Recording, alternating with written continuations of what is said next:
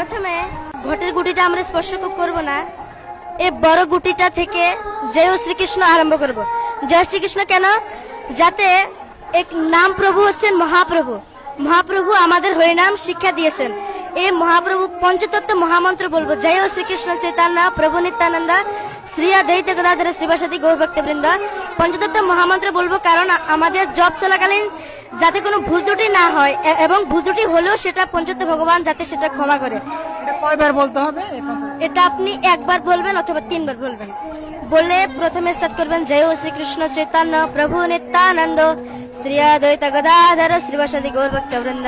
এটা বলে আবার এই গুটিতে হরে কৃষ্ণ বলবেন, হরে কৃষ্ণ কৃষ্ণ কৃষ্ণ হরে হরে, হরে রাম রাম রাম হরে হরে।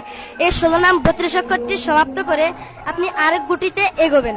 আবার বলবেন, হরে কৃষ্ণ কৃষ্ণ কৃষ্ণ হরে হরে, হরে রাম রাম রাম হরে হরে। এটা বলে তারপর আপনি আরেক গুটিতে যাবেন।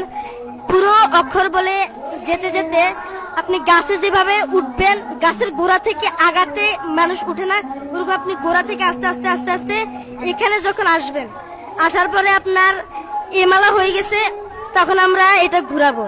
ঘুরিয়ে এখানে আবার জয় শ্রীকৃষ্ণ প্রণামটি বলবো, যাতে আমরা আগে এবং পরে প্রণাম মন্ত্রটি বলবো।